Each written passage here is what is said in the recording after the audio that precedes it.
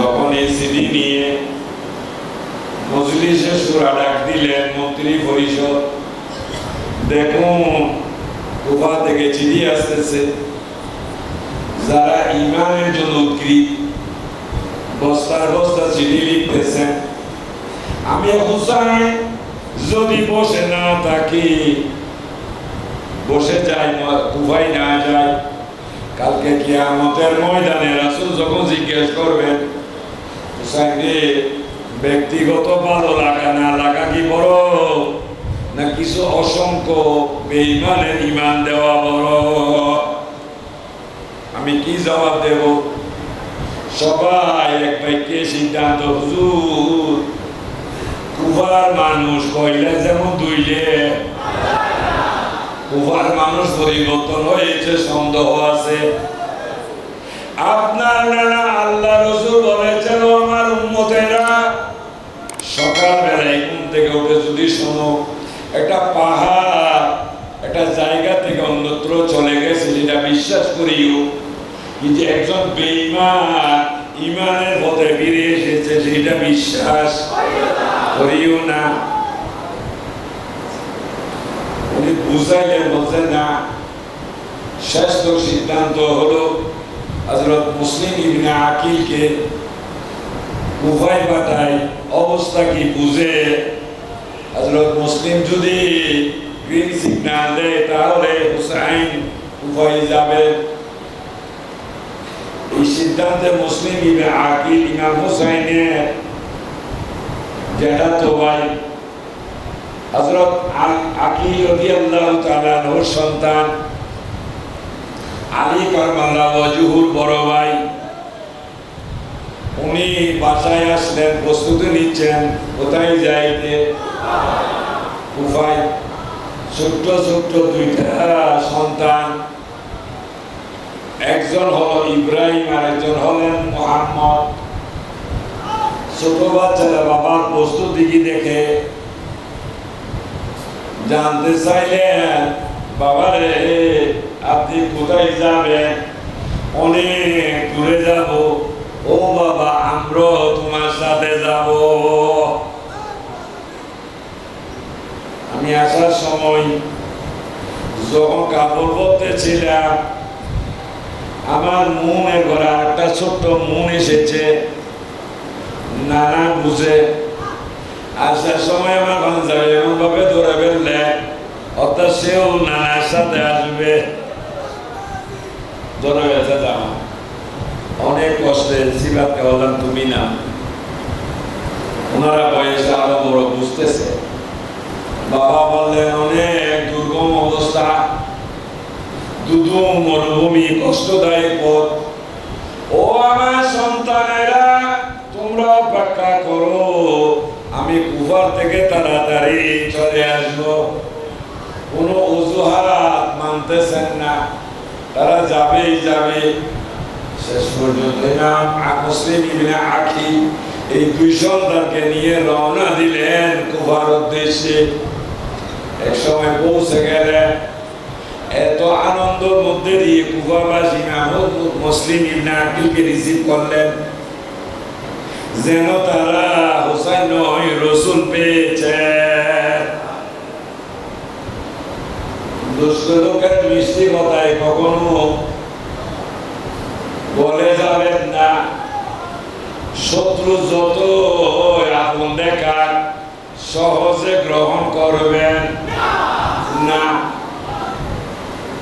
অসংখ্য মানুষ কুফার সীমানায় গিয়ে আসতেছেন, যেহেতু গোয়েন্দা আগে ভাগে খবর পৌঁছাইলেন যে ইমাম হুসাইন নয় মুসলিম ইবনে আকিল আসতেছেন, সন্তান আছে দুইজন হাতে, তাকে এমন ভাবে তোমরা প্রভাবিত করবা, কারণ যার স্মৃতির উপর নির্ভর করবে ইমাম হুসাইনের আশা না আশা। তাই তারা এত সুন্দর করে রিসিভ করলেন। উনিও তাদের অবস্থা দেখে চিন্তা করলেন, হাইরে নিশ্চয় তাদের মধ্যে পরিবর্তন এসেছে। যেইভাবে তাদের আদর আপ্যায়ন হতে হতে এক সময় মাগরিবের সময় আসন্ন, নামাজের প্রস্তুতি নিলে হাজার হাজার কুফাবাসী যারা হলেন ইমানদার মুসলমান মুনাফিক বা ভঙ্গি নাই। আমার বাজান কেবলা ফজল আহমদ আল কাদেরী বলতেন, রূপে রূপে রঙে মর্জি নাচি, কাপড় উঠাইয়া দেখলে জন্মের অলৌকি মানিটা কি ইজরা। যাদের বাপ কানা এমন ছিল, আহা আজকে মুসলিম আকিল নয়, হোসাইন নয়, স্বয়ং রাসূলের পেছনে নামাজে দাঁড়াইলা, পিছনে 2 সন্তান, উনি নামাজে নিয়ত করলে। নামাজের মূল হাকিকত হলো মেরাজ। তাই নামাজে যদি এত খেয়াল থাকে মেরাজ হবে না। নিয়তের পর নিজেকে নিয়োজিত করলেন আল্লাহ সন্তুষ্টির জন্য, আল্লাহকে পাওয়ার জন্য। এইদিকে কি করতেছে কোনো খবর নাই। এতগুলো মুসল্লি কখন নিমিষে সরে গেল কেউ টের পাই নাই। ইমাম মুসলিম একটা আকিল নামাজ শেষ করে যখন সালাম ফিরাইলেন, আসসালামু আলাইকুম ওয়া রাহমাতুল্লাহ, ডানে ফিরে দেখলেন হাজার হাজার মুসল্লি, একজনও নাই। আসসালামু আলাইকুম ওয়া রাহমাতুল্লাহ, একজনও নাই। পিছন ফিরে দেখলেন 2 সন্তান ছাড়া আর কেউ নাই। মুসলিম ইবনে আকিল হু হু করে কান্না শুরু করলেন, ও আমার সন্তানেরা, কুফার মানুষ হুসাইনকে জবাই করে নাই, আমি মুসলিম ইবনে আকিল হুসাইনকে জবাই করে দিছি। আমি তাদের প্রবঞ্চনা বুঝতে পারি নাই, তাদের ভালোবাসায় মুগ্ধ হয়ে চিঠি লিখে দিয়েছি, হুসাইন রে চিঠি পাওয়া মাত্র আপনি দেরি করবেন না, চলে আসুন। তাদের মধ্যে পরিবর্তনের অঙ্গীকার এসেছে, এসে তাদের অন্তরে ঈমানের আলো জ্বালিয়ে দিয়ে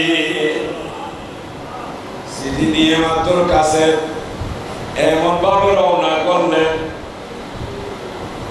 ওই এজিদের লস্কর মারওয়ান বলে দিলেন, তুমি এই চিঠি নিয়ে কোনো অবস্থাতেই থাকবে না, যদি তোমার গোড়া দুর্বল হয়ে যায় কারো কাছ থেকে গোড়া চেয়ে নিবা, যদি না দেয় তাকে হত্যা করে তার গোড়া নিয়ে ছুটবা, কোনো বিরতি নয়, তোমার আগে যেন কেউ মদিনায় বসতে না পারে। এভাবে শোনো। আর এদিকে ঘটতেছে ঘটনা, কান্না শুরু করে দিলেন, ও আমার সন্তানেরা, তোমরা ছোট অবুঝ, হয়তো বা কিছু সময় পাইবা, তাড়াতাড়ি মদিনার পথ ধরো, বলে দাও হুসাইন যেন কারবালায় না আসে। বাবারে, অনেক সব করে তোমার সাথে কুবাই বেড়াইতে আসছে, তুমি এইগুলো কি বলতেছো? বলেন বিধির বিধান, তোমরা তাড়াতাড়ি বুঝাই দিলে বতর, ও বাবা তোমাকে ছাড়া আমরা কোথাও যাব না। ও আমার সন্তানেরা, হাজার হাজার মানুষ আমার পেছনে একটাটা করেছে, একটাও নামাজে সেজদা দেয় নাই, সবাই দূরে গিয়ে আমার প্রতি দৃষ্টি রেখেছে। আমি মুসলিমের বাকি কোথায় যাচ্ছি না যাচ্ছি মনে হয় না, আমি জমিনে পৃথিবীতে আর বেশিক্ষণ নাই। দেখো এই অন্ধকারে কেউ বুঝবে না, তোমরা ছোট, যেভাবে সম্ভব তাড়াতাড়ি যাও, ফিরে যাও। 2 জন মানুষ আগা মাথা না বুঝে দিলেন হাঁটা, কোথায় পথ কোন দিকে যাবে, শুধু মরু আর মরু। শেষ পর্যন্ত সারা রাত হাঁটার পর আকাশ যখন বর্ষা হলো, এটা সুফের মধ্যে গিয়ে আশ্রয় নিলেন, কোন রকম দিনটা কাটাইব, আবার সন্ধ্যা হলে মদিনার পথ ধরবো। বাবার রসিয়ত, হুসাইন রাদিয়াল্লাহু তাআলা যেন কারবালাতে না আসে। চলতেছে এদিকে মুসলিম আকিলকে গ্রেফতার করলেন, নির্মমভাবে শহীদ করে দিলেন। বলুন ইন্না লিল্লাহি ওয়া ইন্না ইলাইহি রাজিউন। যখন দেখলেন মুসলিম আকিলের সন্তানদেরকে পাওয়া যায় নাই, ওই এজিদের মারওয়ান ঘোষণা দিলে মুসলিম ইবনে আকিলের সন্তানকে কেউ জীবিত অথবা মৃত কিংবা দুইটা মাথা যদি এনে দিতে পারো, 1000 স্বর্ণ মুদ্রা তাদেরকে পুরস্কার দেওয়া হবে।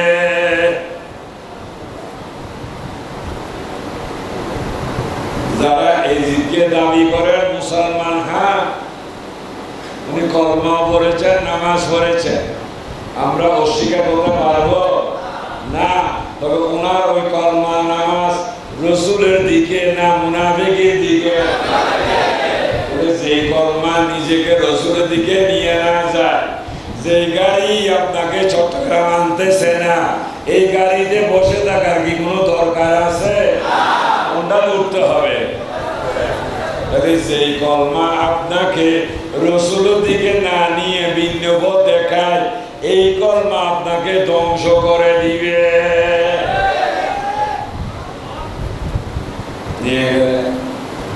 শহীদ করে দিলে বুঝতেছে। ইমাম হোসেনের পেছনে দাঁড়াইছিলেন, ওনারও দাবি কি মুসলমান? ওনার নামাজে নিয়ত করেন নাই, নামাজ বিরোধীরা পড়ে, কারা পড়ে? ইমানদারেরা পড়ে। ওনারা ইমানের দাবি নিয়ে নামাজে দাঁড়াই নাই, পড়েছিলেন? করেন নাই। ইমাম মুসলিম আকিলকে হত্যা করেছিলেন, উনি হিন্দু ছিলেন, খ্রিস্টান ছিলেন, কাফের ছিলেন, ইমানদার দাবি করেছিলেন, ইমানদার না, ঠিক না? যখন ঘোষণা দিলেন 1000 স্বর্ণের টাকা, এই স্বর্ণের টাকার লোভে মুসলিম ইবনে আকিলের সন্তানকে খুঁজে মারওয়ান বা আব্দুল্লাহ বিন জিয়াদ এদের হাতে জমা দেওয়ার দায়িত্ব কে নিয়েছিলেন? হিন্দুরা, বৌদ্ধরা, খ্রিস্টানেরা, তারা ইমানের দাবিদাররা। ইমানদার নয়, দাবিদার এক জিনিস। আজকে জমি সংক্রান্ত কোর্টের কোটি কোটি মামলা, তো মামলা যিনি করেছেন, যা বিভক্ত করেছেন, দুইজনে কি আসলে জমির মালিক? কয়জন? যার কাছে ডকুমেন্ট, আরেকজনের দাবি করে মামলা করেছে, উনি আসলে জমিদার। ওই জন্য ইমানদার এক জিনিস, ইমানের দাবি করা আরেকটা জিনিস, মনে থাকবে। এই জন্য কুবাবাসী এজিদ থেকে শুরু করে তার সমস্ত অনুচররা ইমানের দাবিদার, নট ইমানদার। বের হয়ে গেল। আর ওনারা ছোট মানুষ দুজন ক্রান্তিতে একটু সামনে আসেন, আপনাদের সামনের হাতগুলো উপর ঘুরে নিবে। এই যে এখানে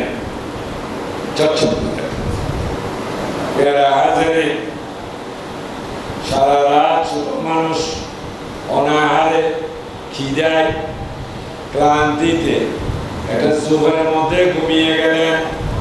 পাশে একটা কূপ, একজন মহিলা বরকন্যার কাজ শেষ করতে কূপের কাছে গেলেন পানি সংগ্রহ করতে।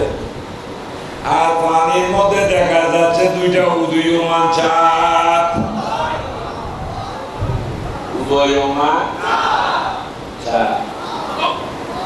মহিলা তাজ্জব হয়ে গেলে, ব্যাপারটা কি? চাঁদটাকে এবার চাঁদ দেখা যাইতেছে জমিনে।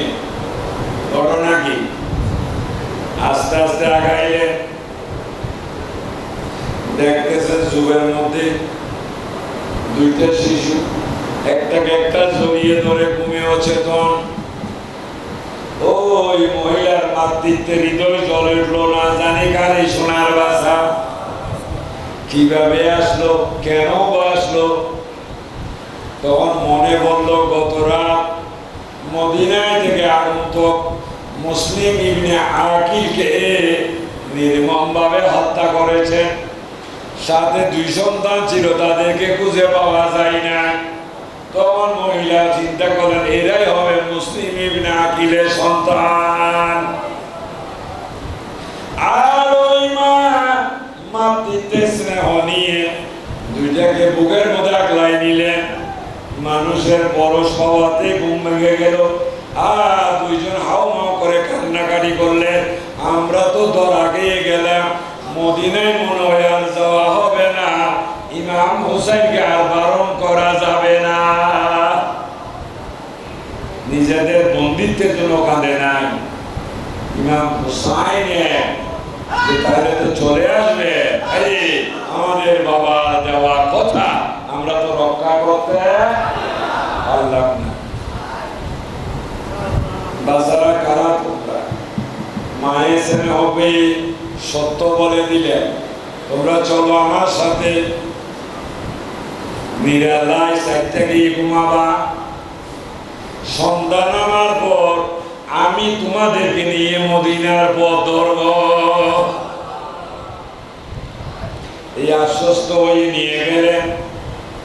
মা স্নেহ দিয়ে সেবা যত্ন খাওয়াইলেন, চুপচাপ ঘুমাবা, কোনো যেন রাশব্দ না হয়।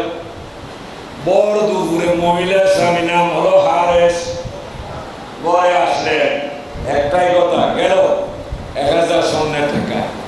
কেমন গেল? এই অবস্থায় আফসোস করতেছে। মহিলা বলতেছেন কি গেল 1000 স্বর্ণের টাকা? আমাইছেন কবে, গেল কখন? ওই ঘরে বসে বসে খাও, খবর আছে এই টাকা করতে গে আসে। ওই আপনি খাই না, কাম করি ভাই, ঠিক না? ওটাই কারো মহিলা কারো ঘরে ফিরিয়ে শ্রম দিয়ে খায়। খবরদার, যদি আগে বলে থাকেন এটা অন্যায় করেছে। এখন থেকে এই কথা বলা, কোনো মহিলা কোনো স্বামীর ঘরে ফিরিয়ে খায় না, কাম করে ভাত খায়। আপনি এসে রেডিমেড ভাত পাইছিলেন, আনছিলেন আপনি? ইসা মাছের মাথা ফেলছিলেন? ফরুল মানে দন্দুরের চামড়া ছিলছিলেন? এত মজার খানা করতে গে বাইরা আগুনে ফুলছনি? এই বাবুসি থেকে জিজ্ঞেস করবা আগুনের মজাটা কি? কি কষ্ট জলে পুড়ে আমাদের জন্য খাবারগুলো রান্না করলেন। এটা দিয়ে বিচার করবেন আপনার বিবিও আপনার জন্য আগুনে পুড়ে পুড়ে খানা রান্না করতেছে। ঘরটা আপনি মুছিলেননি? হ্যাঁ হ না? হ্যাঁ না। কাপড় ধুইছিলেননি? 17 মাসের রোদে কাপড় শুকাইতে গেছিলেননি? তো কেমনে শুকাইলে? আল্লাহ শিশিক একজনের কষ্ট, ঠিক না? কথা কও না? উনি আপনার স্ত্রী। এই জন্য আল্লাহ রাসূল বললেন মহিলাদের রুজি হলো হালাল, যেহেতু তারা স্বামী সংসারে পরিশ্রম করে ভাত খায়। এই জন্য তাদের জন্য জান্নাত মাত্র 1 কদম। সুবহানাল্লাহ। মহিলাদের রুজি হালাল, এই জন্য আল্লাহ রাসূল বলেন তার জন্য জান্নাত মাত্র 1 কদম, আপনার জন্য না। দাবিতে করে বসে আছেন স্বামীর পায়ের নিচে, আমারও বলেননি হানা না? আচ্ছা হ্যাঁ কারা কারা হাত তুলেন তো। স্বামীর পায়ের নিচে স্ত্রীর বেহেশত, স্বামীর পায়ের নিচে স্ত্রী, হ্যাঁ কারা কারা হাত তুলেন। স্বামীর পায়ের নিচে স্ত্রীর বেহেশত মানে আচ্ছা মাত্র কয়েকজন। আর এই স্বামীর পায়ের নিচে স্ত্রীর বেহেশত না মানেন কারা কারা হাত তুলেন। আল্লাহু আকবার। আপনারা কি স্বামী না? স্বামী। আবার আসামি কিনে সেটা দেখবে। দেখো স্বামীর বিপরীত কি? আসামি। দুনিয়াবি কোর্ট কাছারে পুলিশের কাছে না হলো কালকে কিয়ামতের ময়দানে মনে ধরা খাইবেন নি। ধরা খাইলে কি স্বামী না আসামি? এই যে যারা হাত তুলেছেন কথাটা রাইট, রাসূলুল্লাহ হাদিস, তবে এই স্বামী না, জগৎ স্বামী। কোন স্বামী? রব্বুল আলামিন। আল্লাহ রাসূল কথা এইভাবে বলছে, আম বুঝলে আমার কাম হয়ে আছে বিরক্ত লাগানোর উপর। যারা আমাদেরকে বুঝাই দিলেন সেই স্বামীর পায়ে নিজ স্ত্রীর ব্যস্ত, প্রস্রাব করে পানি নেয় না, সুদে মুদে হারাম সুদ নামাজ জীবনে একত্র করে না। আল্লাহর দাবি মাকারু মাকার আল্লাহ ওয়াল্লাহু খায়রুল মাকিরিন। আল্লাহ কি বেগু বলছে না সালাক বলছে? এই সালাক খোদাই নিয়ে বুঝাই পায়ে নিজ আপনার ব্যস্ত রাখছে। এই সমস্ত স্বামীর পায়ে নিছে একজন নেককার মুমিনার নারী ব্যস্তকে এই স্বামীর পায়ে নিচে আল্লাহ রাখবেন? আল্লাহ জগৎ রাষ্ট্রপতি, প্রেসিডেন্ট, দেশের স্বামী, ইমাম, মুসল্লিদের স্বামী, মুর্শিদ মুরিদের স্বামী।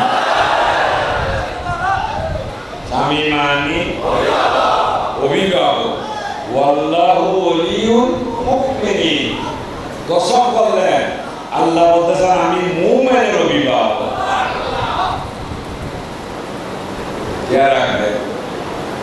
তো যারা বিশ্বাস করেন এই স্বামীর ভাইয়ে নিজ স্ত্রী ব্যস্ত, আমি কি প্রশ্ন করতে পারি আপনারা কি আদৌ কখনো দেখছিলেন? কথা বলে দেখা কি যায় না? এটা আমাদের একটা মিসগাইড করা হয়েছে। আমার শিক্ষার জীবনে একটা কবিতা পড়েছিলাম, অনেকে বলেছে, আমি বলে মনে হবে দাঁতকানি চাল মসুরের ডাল, না চিনি পাতা দুটি ফাঁকা বেল সরিষা ডিম বড়া ওই।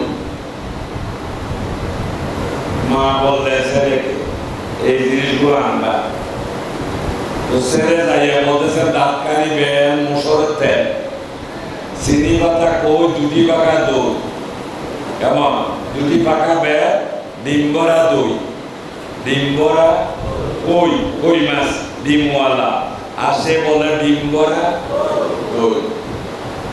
সবাই বলতেছে কি বল, কেউ বলছে আমার মায় বলছে বেটা বকস করবো তার কোনো আগামে নাই, যা মালে বেসতে আমার কাছে বেসে আমার বাজারকে আমাকে বলে রাতের 9টা বাজে আমার জন্য আলিগুলো নিয়ে এসো, যেটা শুদ্ধ হলে সবে দেখো আর কাহিনী হলে কি আলিগুলো। আমি আমাদের কর্ণগুলি মার্কেটে এনে গেছিলাম, আমি বললাম পেস্তা বাদাম কাজু বাদাম বুঝলে এটা যেটা আমি বলছি আলিগুলো আছে আবার নেই।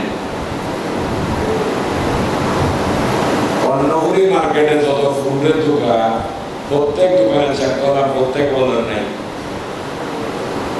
রাস্তায় এসে চিন্তা করলাম কি ডানে না বামে, ডানে মানে বাড়ি বামে মানে রিয়াজউদ্দিন বাজার ছিলনি। তো চিন্তা করলাম আদেশ তোমার বাবা নয় মুর্শিদে দিয়েছে, পীরের আদেশ মুরিদের জন্য দুটো হবে না সবাই যাবা ওনাবার তোরা গাই যাবি।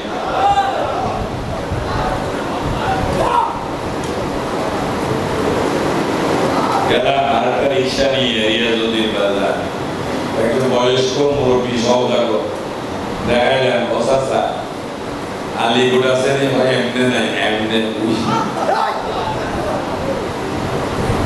আমি দেখে কাজ হয়ে গেল কি ব্যাপার, এই ফুলটা তো কর্ণগুলি মার্কেটে প্রায় দোকানে ছিল, ওরা দেয় নাই কেন?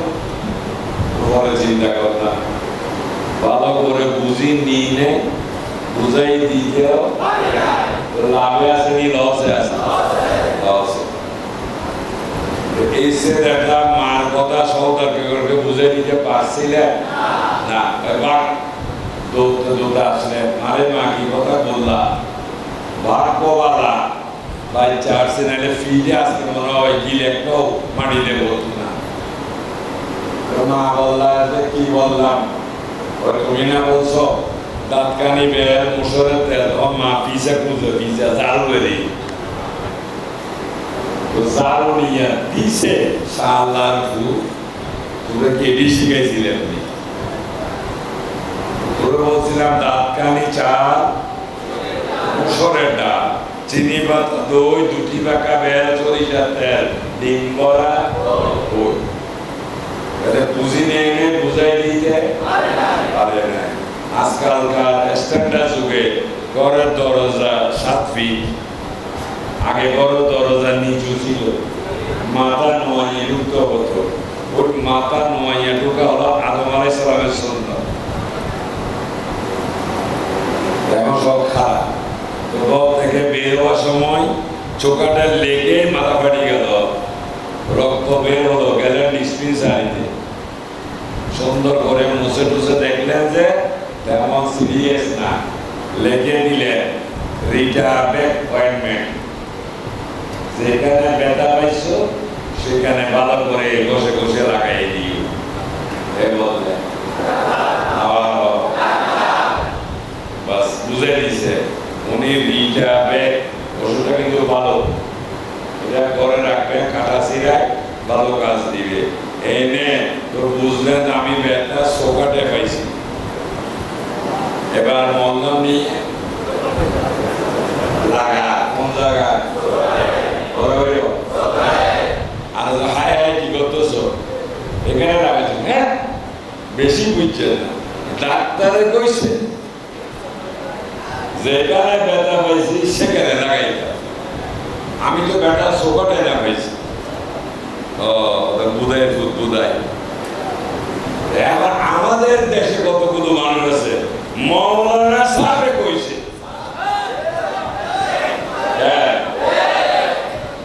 ওই মৌলানা গুলো এই মৌলানার মতো জনসমুখে আসতে পারছিল ছোট্ট করে টেলিভিশন আর মোবাইল ফোনের মধ্যে বসে থাকি কলকানি লাগতেছে ওটি সাহস নাই জনসমক্ষে এসে এই কথা বলতে হইলে আমি পাত্তর মারি কেমন প্রথমে আমি পাথর মারি দিব সালেমের তো নবী বলে 40 বছর বয়সে নবুয়ত হয়েছে এটা দেখা করে আছে বুঝলি না রেখে অর্থাৎ সে উকি মেরে ডাক দেখছিল আমাদের এক পাগলা ছিল মুন্সি আব্দুল আলিম আমাদের এই হুজুরের বড় ভাই উত্তর পাশে একটা মসজিদ আছে এক সময় মেরাজের দিন শুক্রবার ছিল আমি বললাম ফকিসা বইলে চৈতন্য নামাজ পড়ে বই আর স্বামী জামার হাতে বা ধরতো না নামাজ না পড়তে কেমন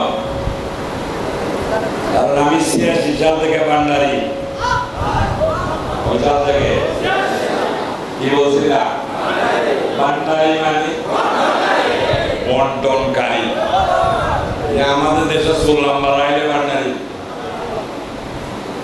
বাবা যাকে তাকে ভান্ডারি বলবা না মৃত্যু হয়ে যাবা ভান্ডারি শব্দের তো ভাণ্ড থেকে যিনি বন্টন করে তাকে বলা হয় ভান্ডারি ইয়েসু বলতুল্লাহ কলি তোর ভান্ডারি ডাকে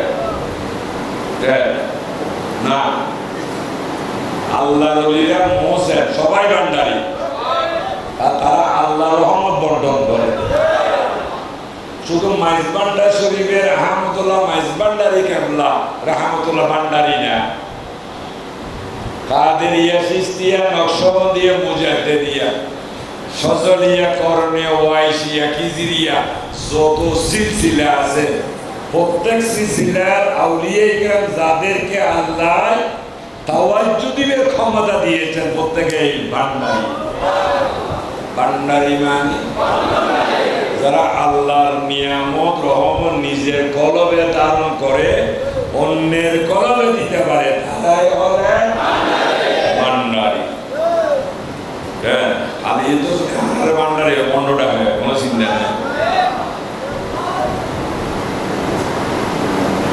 রিক্সাওয়ালা বেলগাড়িওয়ালা দোকানদার চাকরিজীবী চেয়ারম্যান মেম্বার কমিশনার স্থান বোঝে এক একজন এক এক পেশা। কারো যদি বিয়ে দাওয়াতে দেয় সবাইকে এক বাইকে বরযাত্রী না, সবাই তো বরযাত্রী। এখানে চেয়ারম্যানকে রিক্সাওয়ালাকে কোনো বেদা বেলা আছে কি না? চেয়ারম্যান বলে দুরুস খাবাই রিক্সাওয়ালার কি বাদ দিব নাকি? যেহেতু সেও এই জন্য কাদেরিয়া সিস্তিয়া নকশবন্দিয়া তরিকতের সুবিধা এটা ক্লাসিফিকেশন হয়েছে, কিন্তু নিসবত জিনিসটা এক। তাই সকল আউলিয়ারা এক ভান্ডের মধ্যেই আছে। এখানে কোনো ভেদাভেদ নাই, কোনো ভেদাভেদ নাই। এই জন্য আজকে এই পর্যন্ত কোন তরিকতের মানুষের বিবাদ লেগেছে কোন নজির আছে? যেখানে হক নেই সেখানে স্বার্থের দ্বন্দ্ব আছে, যেখানে সত্য নাই সেখানে স্বার্থকে প্রাধান্য দিয়ে গরু আর মুষের টানাটানি নিয়ে দ্বন্দ্ব লেগে গেছে। নাহলে তরিকতের বাজারে কোনো দ্বন্দ্ব, প্রত্যেকের লক্ষ্য চলরে মানবের গাড়ি সোনার।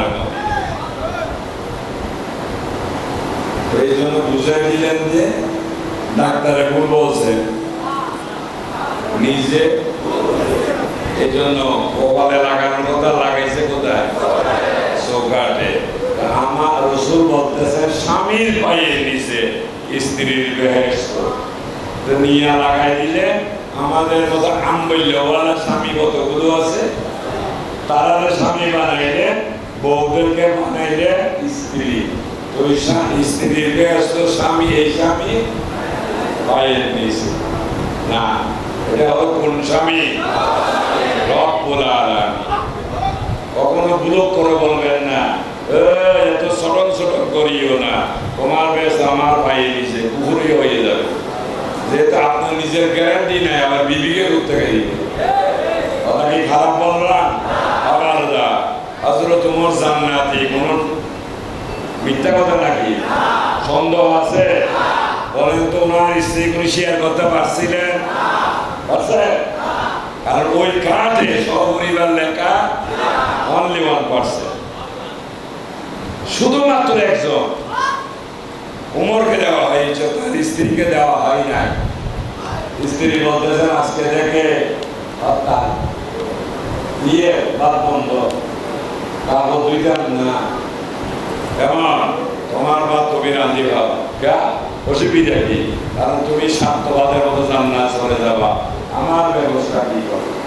আপনাদের তোমার সাথে আর কোনো রিলেশন খাইছে না ধরা ব্যস্ত ভাই হয়তো দুঃখ করে গেলাম। ব্যস্ত ভাব আনন্দের বিষয় না, দুঃখ বলছে বউ হয়ে আর আনতাম না যাও। তো সে চিন্তা করলেন যেহেতু আমার নামে খাট ইস্যু হয়েছে, এখানে তো সপরিবার নাই, দেওয়ার কোনো সুযোগ নাই। স্ত্রীকে বলে চলো।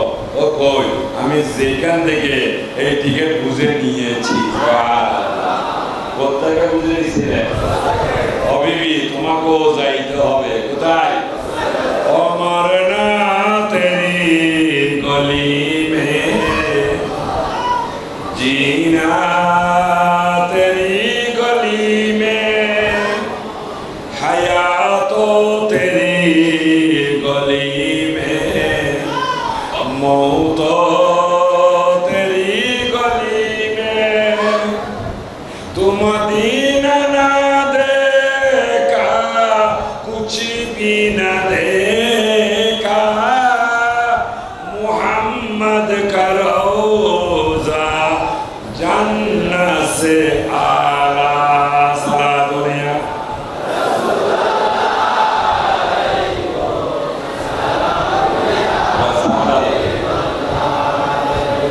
सलात दुनिया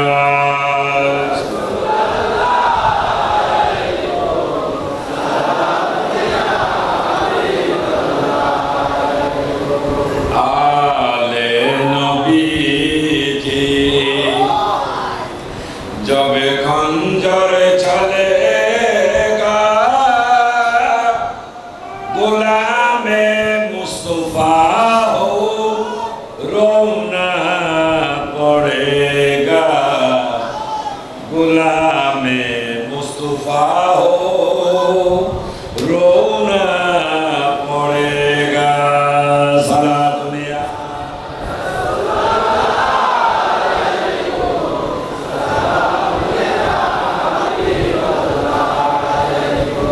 বড় দুপুরে খারেজ করে এসে হা হতাশ করলেন 1000 টাকা মাটি হয়ে গেল কোথায় হারাইলো বলতেছেন হেতু কি যে মদিনা শরীফ থেকে মুসলিমরা আকিল তার 2 সন্তান সহ আসছিলেন মুসলিমরা আকিলকে শাহাদত করে ফেলেছেন তার 2 সন্তান অদৃশ্য হয়ে গেছে এই 2 সন্তান যদি মদিনা ফিরে যায় ইমাম হুসাইন আর কুফায় আসবেন না তাই সেনা প্রধান আব্দুল্লাহ বিন জিয়াদ বলেছেন এই বাচ্চা দুটাকে কেউ যদি কুড়ে দেয় অথবা তাদের মৃতদেহ এনে দেয় অথবা তাদের 2টা মাথা কেটে এনে দেয় তাদেরকে 1000 টাকা পুরস্কার দিবে সকাল থেকে খালে বিলে নদী নালায় পাহাড়ে জঙ্গলে খুঁজতেছি মুসলিমের আকিলে 2 সন্তানকে পেলে 1000 স্বর্ণের টাকা পাবো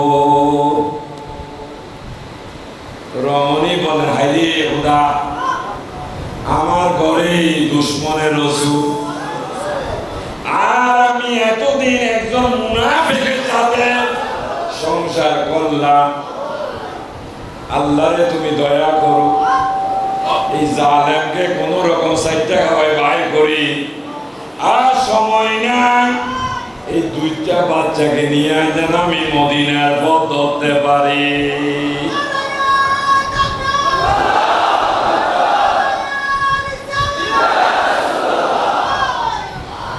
খাবার সময় মাতাম করলেন হঠাৎ একটা ঘর থেকে ছোট্ট বাচ্চাটা কান্নার আওয়াজ শোনা গেল ওই হারেস খাওয়া অবস্থায় শুনে জিজ্ঞেস করলেন কার যেন বাচ্চা কেঁদে উঠলো হয় না আমাদের তো ছোট কোনো বাচ্চা নাই কাঁদবে কি হয় না আমি শুনছি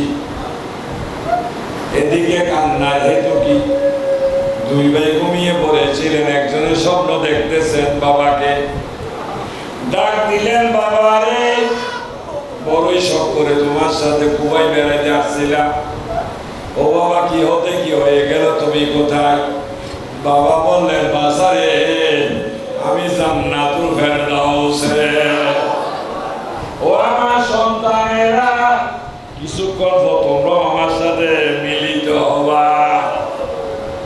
কান্না শুনে আর ভাই জেগে গেলেন বাইরে কি হয়েছে এখনই স্বপ্ন দেখলাম এই বিষয় আর ওইদিকে ওই যে আলেম বাদ ফেলে দিয়ে কান্না করতে গিয়ে আসলো অনুসরণ করে সেই করে তারা ছিল সেই করে বসলেন হাইরে আমার বিবি কত যত্নে তুমি এত টাকা গুলো জমাই রাখছো তুমি জানো তাদের দাম কত স্ত্রী বলে রসুল থেকে বড় দাম আর কিছু নয় औलाद रसूल ও আমার স্বামী বড় সম্পদ মুহাম্মদুর রাসূলুল্লাহ আমি আজ মিশরে গিয়েছিলাম ফজরের বাদ ভোরে ভোরে এত ঠান্ডা পড়তেছে মাজার শরীফের বাইরে ফ্লোরের মধ্যে পা রাখা যাচ্ছে না এত ঠান্ডা আর একজন আসে বসে বলতেছেন मोहम्मद मिलेगा तो खुदा मिलेगा रसूल पाइले अल्लाह के पावा जाए तो ये बोले ना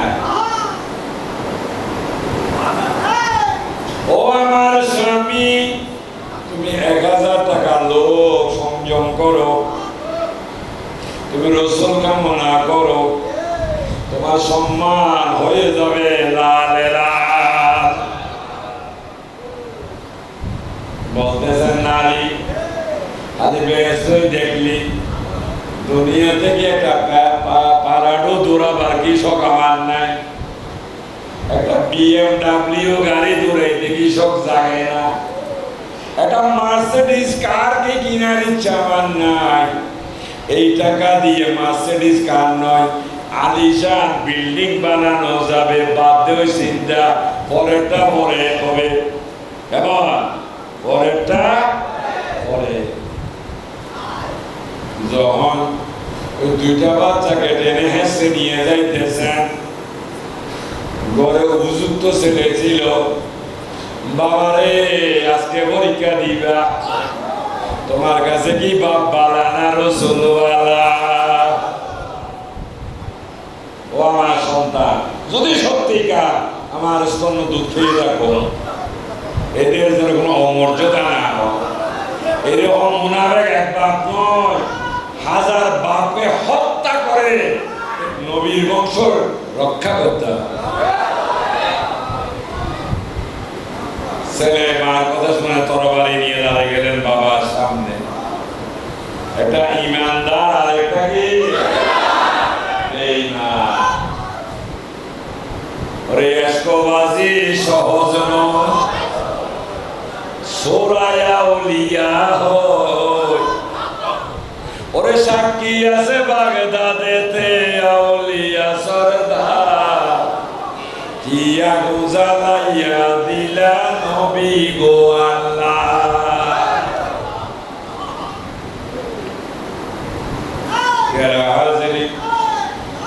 যুদ্ধ আরম্ভ হয়ে গেল, সন্তান শহীদ হয়ে গেলেন। যখন সন্তান দেখতেছেন কতল হয়ে গেল, তরবারি ছুড়ে গেল, ওই রমণী চিন্তা করলেন এই স্বামী নয়, জগৎ স্বামীকে খুশি রাখতে হবে। সাথে সাথে তরবারি উঠাই নিলেন। উনিও টিকতে পারেন নাই, শহীদ হয়ে গেলেন। শেষে দুইটা সন্তানকে রাগে কবে টেনে হেসে নিয়ে যাইতেছে। পরে কোনো চিন্তা করলেন কেউ যদি ছিনিয়ে নেই, তাই এদিকে চিঠি পৌঁছে গেছে। মুসলিম ইবনে আকিলের হাতের লেখা চিঠি ইমাম হোসেন বরাবর পৌঁছে গেল। উনি আর দেরি করে নাই, বেরিয়ে গেলেন 72 জন সদস্য নিয়ে। তার উদ্দেশ্য, যেখানে নারী সংখ্যা কম, বেশি মেয়েদেরকে নিয়ে যুদ্ধ করা যাবে? ইমাম হোসেন কি সাম্রাজ্য বিস্তারের জন্য গিয়েছিলেন? 72 জনকে নিলেন। ওনার তো সৈন্যের অভাব ছিল না, ওখানে নারীদেরকে কেন রাখলেন? তাহলে এ হাতে বোঝা যায় ইমাম হোসেন সাম্রাজ্য বিস্তার করতে যায় না, বরঞ্চ ইমান হারা মানুষগুলোকে ইমানের আলোয় আলোকিত করতে গিয়েছিল। আজকে বেঈমান বাটফারেরা নবী প্রেমিকদের থেকে অন্তর থেকে আহলে বায়াতের মহব্বত যেন চলে যায়, তাই প্রচার করলেন। ইমাম হোসেন যে একদিন শহীদ হয়েছে নি, মারা গেছে নি, সে তো সাম্রাজ্য বিস্তার করতেই মারা গেছে না। আর যে কাফেলার মধ্যে অসংখ্য মহিলারা ছিল, সবাই রাজপথে শুয়ে গেলেন। হোসেন এখানেই মনে হয় কোনো কারসাজি আছে, কারো কথা শুনবো না।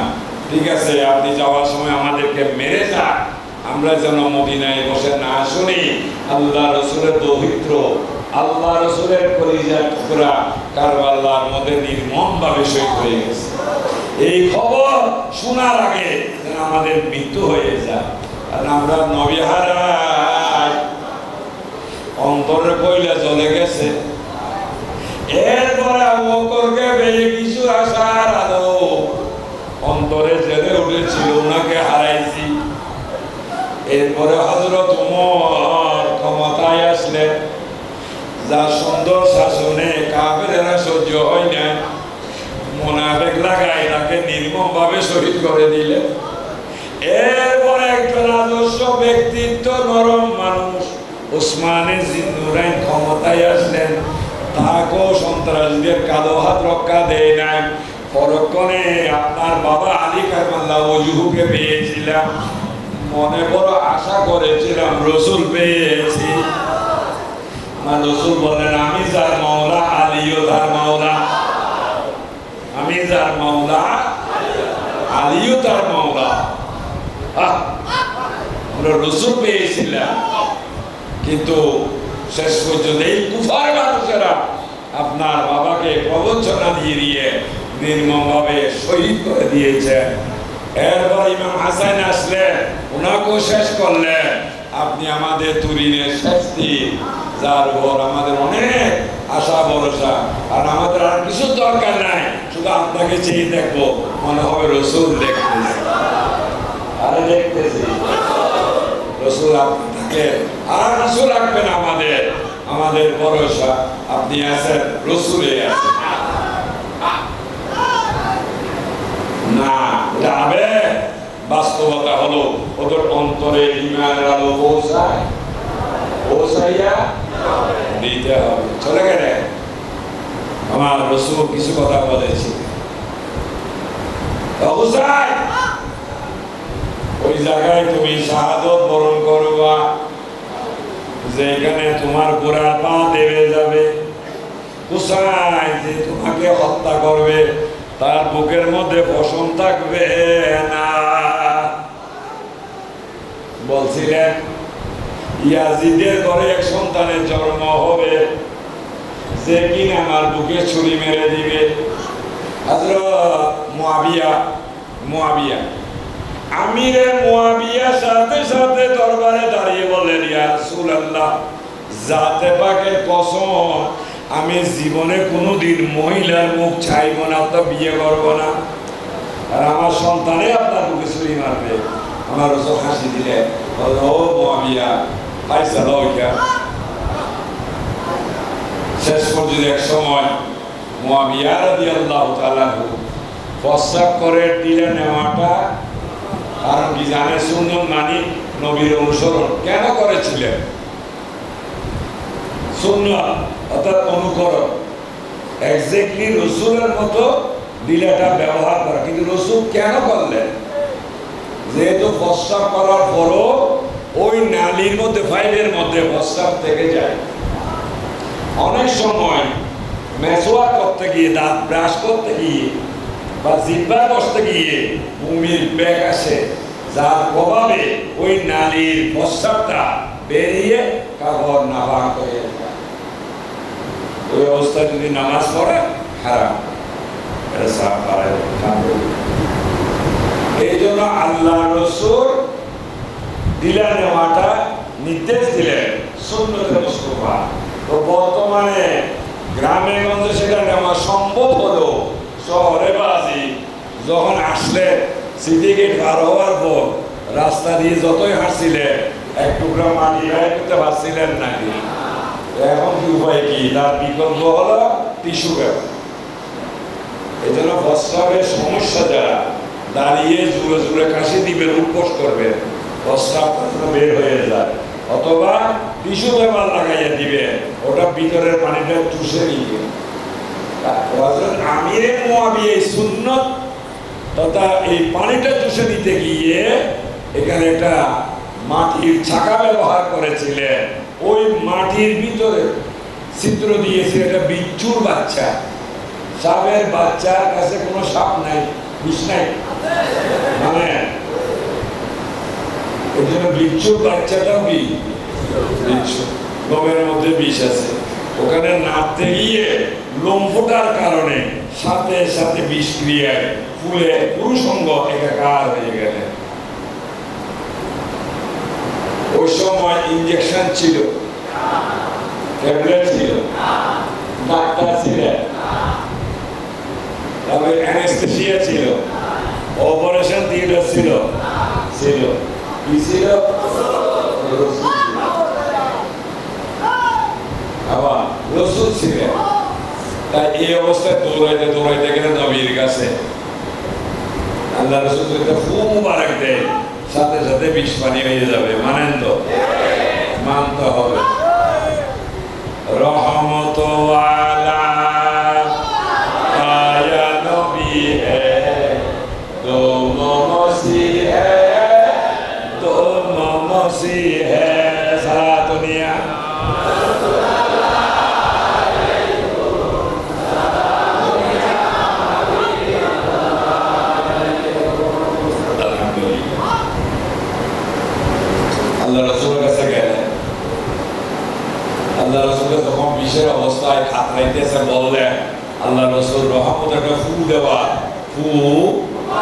মুবারক। খুব মুবারক দেওয়ার জন্য প্রস্তুতি নিলেন। দেন ঘন্টা বেজে উঠলো, মোবাইলে মেসেজ এসে গেছে, ইয়া রাসূলুল্লাহ, না ফু দেওয়া দরকার নাই, বলুন ওনাকে বিয়ে করতে। কে পাঠাইলেন মেসেজ? ও মুআবিয়া, আল্লাহ ওকে বিয়ে করতে। রাসূল আমি কসম করেছি দরখাস্ত মঞ্জুর হয় না, বিয়ে করতে। তো বিয়ে করলেন এমন একজন বয়স্ক মহিলা যার মেন্স বন্ধ হয়ে গেছে, প্রায় 60-এর ঊর্ধ্বে যার বয়স, বাচ্চা হওয়ার সম্ভাবনা নাই, এমন একজন মহিলাকে বিয়ে করলেন। আর বিধির বিধান, যেহেতু ওনার বিষক্রিয়া অবস্থা কাহিল, ওই অবস্থায় আল্লাহ রাসূল ওনার সাথে মেলামেশা করো, আর মেলামেশা করার সাথে সাথে ওনার শরীর ভালো হয়ে গেলেন, পুরুষঙ্গ স্বাভাবিক ফিরে আসলেন। এটা কি এরকম ফোলা ছিল? কেন বললো? বিষক্রিয়ায় যখন স্ত্রীর সাথে সহবাস করার পর যখন স্বাভাবিক হয়ে গেল, তাহলে স্ত্রী করবে কি বীজ ঢুকলো না বিষ ঢুকলো? আবার বলেন তো, বিষ। এই জন্য ইয়াজিদের জন্ম মুআবিয়া নুতফ থেকে নয়, আর থেকে বিচ্ছু বিষ থেকে। খেয়াল রাখবে, কথা ক্লিয়ার? যেহেতু উনি স্বাভাবিক হয়ে গেছে, তাহলে বোঝা যাচ্ছে বিষটা শেষ। কোথায় গেছে? ওনার স্ত্রীর গর্ভে। বিনিময়ে জন্ম নিল ইয়াজিদ। হ্যাঁ, এবার এই 1000 বছর মস করবে, জন্ম তো শুদ্ধ। যতই দালালি করো, হাজিলা বাজি যাইবা। তওবা করো, নবীর ভালোবাসার হৃদয়ে স্থান দাও। ইয়াজিদকে অন্তর থেকে বেঁধে দাও। তুমি হবে একজন জ্ঞানী, একজন ভালো মানুষ। ইয়া বিরল দীক্ষা দে, ঠিক না? ডর লাগে না? আরে মাইলে বেড়া, আরে না মারি। হ্যাঁ, আজিয়ে মারি গেলে না আরো বেশি বালা। আজকে বালা বালা না, ইমাম হোসেন রকম মিলিত যাক বেড়া হাজির।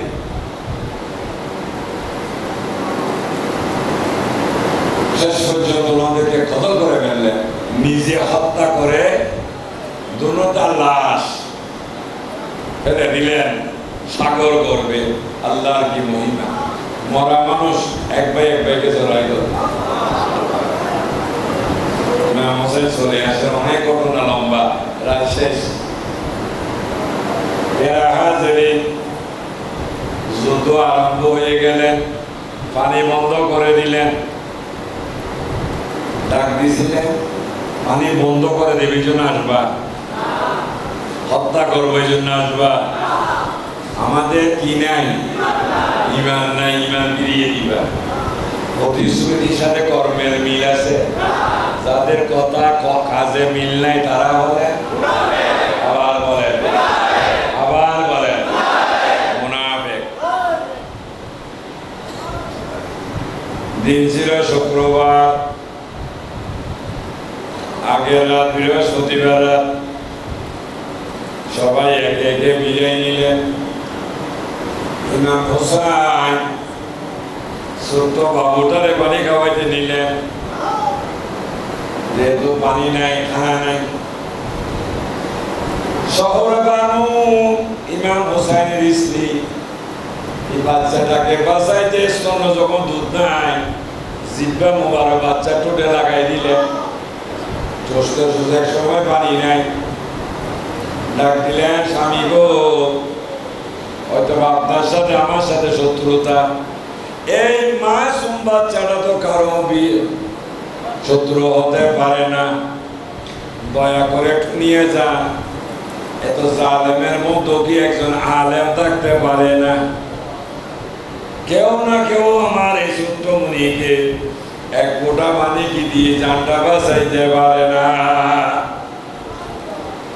বললেন, বিবি রে, এই কুফার মতে আমাদের আর কোনো বন্ধু নাই, তারপরও চেষ্টা করে দেখি নিয়ে গেলেন, ডাক দিলেন এ জিদের লস্কররা, অপরাধ করলে আমি করছি, শত্রু ভাবলে আমাকে, যে আমার এই দুধের বাচ্চাটা 6 মাসের বাচ্চাটা কোনো অন্যায় করে নাই, তোমাদের অন্তরে কি একজনও নাই যার হৃদয়ে রসুলের ক্ষণিক ভালোবাসা? আমাকে বাদ দিয়ে হলো তোমরাও তো মুসলমান, ইমানের দাবিদার, কলমা পড়েছো, আল্লাহকে মানো, রাসূল মানো, ওই রসুলের দোহাই আমার এই ছোট বাচ্চাকে এক ফোঁটাকেও পানি পান করাও। একজন আগে আসলেন, হুসাইন আমাকে দেন, আমি আপনার বাচ্চাকে পানি পান করাই। নিয়ে গেলে অন্তরে নিয়ে একটা তীর বুকের মধ্যে দিয়ে শাহাদত করে দিলেন।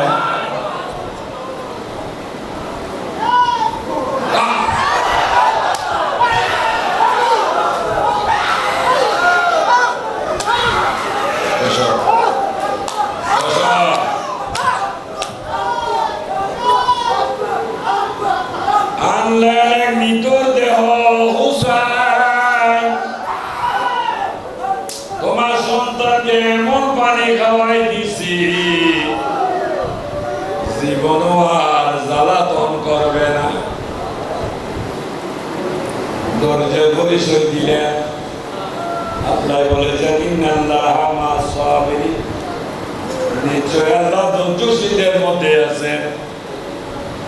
এই শহীদ বাচ্চাটাকে কোলে নিয়ে চলে আসতেছে। আরে মা, তার মধ্যে কত আশাই না বসে আছে, নিশ্চয় কেউ না কেউ আমার এই ছোট্ট মনিকে কুড়া বানিয়ে খাওয়াইছে। যখন ইমাম হুসাইন ওই নিতর দেহ বাচ্চাকে নিয়ে যখন আসতেছে, মাটা কত প্রাণ ভরে গেল বাচ্চাকে দেখে, নিশ্চয় আমার বাচ্চা পানি পান করে ঘুমের কোলে ঢলে পড়েছে। আনতে আনতে যখন নিকটে হাত পা যখন উঠতেছে না, ডাক দিলেন, ব্যাপার কি স্বামী, আমার বাচ্চাটার কি হয়েছে, কেন সে নড়াচড়া করতেছে না? ও বিবি, তোমার বাচ্চাকে জন্মের মতো পানি পান করাই দিয়েছে, জীবন তোমাকে কখনো ডিস্টার্ব করবে না।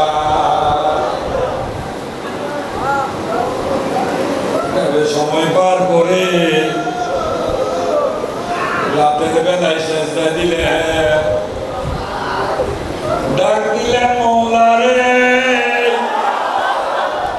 তোমার ডাকে সাড়া দিতে এসেছি কুফায়। আজকে যারা ইমানের কথা বলে এবং বেঈমানের আচরণ করেছে, একটা পুরুষও আর ইমাম কাফেলা নাই আমি ব্যতীত। আল্লাহ তুমি প্রত্যেকটা শহীদকে কবুল করো। এবার অ্যাপ্লিকেশন মদিনার দিকে, ইয়া রাসূলুল্লাহ, অন্তরে আপনার ভয় নিয়ে মদিনায় ছেড়ে এসেছি, কারণ তারা ইমানের প্রতিশ্রুতি দিয়েছিল, বিনিময়ে আজকে তারা যে আচরণ করেছে। ও রাসূল, সবার প্রতি দয়া দৃষ্টি আর মহিলাদের ইজ্জতের হেফাজত কামনা করি। এমন ভাবে আর্তনাদ করলেন ইমাম হুসাইন, আল্লাহ রাসূল মদিনায় নয় কুফার মধ্যে ইমাম হুসাইনের পাশে চলে এসেছে।